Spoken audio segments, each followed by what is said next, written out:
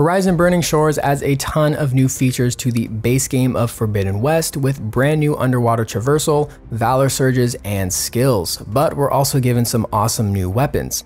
In this video, I'll be sharing with you a few of those weapons you don't want to miss out on and how to best utilize their power in combat. If you've been enjoying the Burning Shores content here on the channel, then please consider giving this video a like and subscribing as more of that content is on the way. But with all that said, let's jump right into the video. Starting off, we have the Emperor's Reign Hunter Bow. This bow is comparable to the already existing Deathseeker Shadow and Tears of the Land God bow, but with berserker arrows instead of shock and purge water. The weapon also looks really unique with its Quen-inspired design, and when fully upgraded, the bow has some solid perks like 15% overdraw damage, 40% melee follow-up, and 25% close range damage. Stacking on additional weapon coils can make this weapon even more powerful. You can equip some of the new elite coils like the Elite Overdraw, which increases overdraw damage by an additional 15% while also increasing your reload and draw speed by 25%. You can then add an Elite Tear coil to further increase your tear damage by 12% while also increasing tear damage to weak spots by 25%. And if you prefer a more stealthy approach to combat, this bow has a 25% stealth damage perk, but combining it with an additional 25% stealth damage coil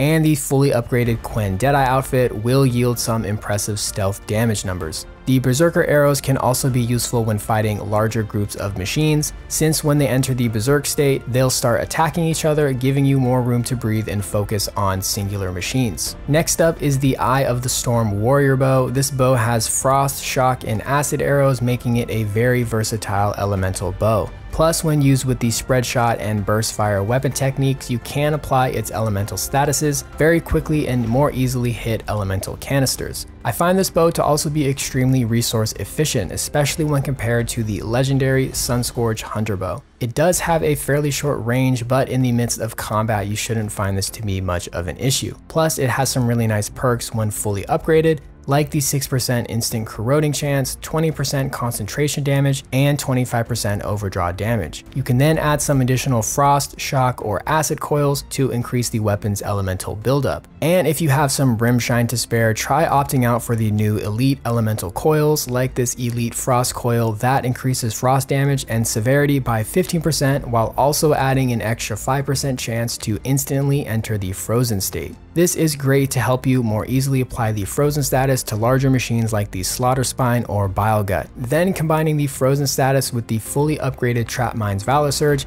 you can deal some impressive damage numbers to more easily take down these large machines. Alright, now this next weapon is definitely in my top 3 weapons list for Horizon Forbidden West, and that is the Tie That Binds Ropecaster. The base game lacked a legendary Ropecaster, which was a bummer, so I'm glad Guerrilla finally gave us one here in Burning Shores. The Ropecaster has advanced binding ropes, plasma ropes, and also a brand new ammo type with explosive canister harpoons. When fully upgraded, the advanced binding ropes can make quick work to tie down larger machines like the Bile Gut, and with the new Ropecaster expert skill, when a machine recovers from the tie down state, you can shoot another rope to instantly tie them down for a short duration, making this weapon even more powerful. But the real highlight on this weapon is the new explosive canister harpoons. You can attach these harpoons to an enemy and trigger an explosion by firing a well-placed shot from your bow at the canister. They can also be attached to the ground and triggered that way if you have trouble shooting them when attached to a machine. I don't know about you guys, but this is such a satisfying move to pull off. Like, I think it almost makes your regular arrows feel like explosive arrows when you trigger that canister. You can push the explosive damage output to over 1,000 on this weapon with just 3 15% explosive damage coils. And by then applying the frozen status with the previously mentioned Eye of the Storm Warrior Bow,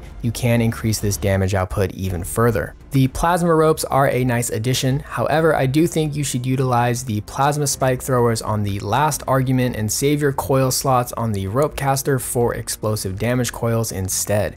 The last argument spike thrower is a weapon that you can easily miss as it's obtained by completing the Friend in the Dark side quest over at the Murmuring Hollow Relic Ruins. Its drill spikes are really great for dealing damage over time to weak spots and tearing off machine components, while its instant brittle chance perk can help you when you least expect it to. Coupling these spikes with some 15% damage over time coils can really push its damage output and terror capabilities even further. The plasma spikes also deal some impressive plasma damage if you equipped one of the new elite plasma coils. This coil will boost your plasma buildup by 15% while also increase your damage by 18% to enemies inflicted with the plasma status. The plasma spikes can also be helpful when taking on the new Apex Bile Gut, since one of their weaknesses is plasma, and you can also pair this outfit alongside the new Quen Marine outfit. This outfit has some great perks like Deep Concentration Plus and Weapon Stamina Plus, so you'll be able to use your weapon techniques more often when you have this outfit equipped. And lastly, I want to briefly mention the new Specter Gauntlet, as it's easily the most unique weapon we have in the game thus far. You can acquire the gauntlet through a story mission about halfway through the game, but the game doesn't really teach you much about it or how to use it. The gauntlet fires a shard barrage in a spread shot kind of manner, dealing average damage to enemies, but when you use its weapon technique, you can create a designator on a machine where the shards will now track towards, essentially turning the shards into homing missiles. This is really awesome for targeting machine weak spots and makes dealing damage to them much easier. The gauntlet does, however, overheat when you fire too many blasts, so be mindful about when this will happen and plan your attacks accordingly. The gauntlet also has an upgrade part that can only be obtained during the In His Wake side quest. When upgraded, you get a new ammo type that fires a singular charged shard blast that can deal some awesome damage. Plus, if you fire a designator and aim to hit it, you can increase this damage further. You can't equip any coils on this weapon, which is a bummer, but the weapon still manages to feel very fun and unique during combat. I will be doing a full Specter Gauntlet breakdown video here on the channel soon, so definitely subscribe to not miss when that video is uploaded. But this concludes our new weapons overview, and if you learned something valuable from this video, consider dropping a like and comment letting me know. And as always, thanks for tuning in today. I'll see you all in the next one.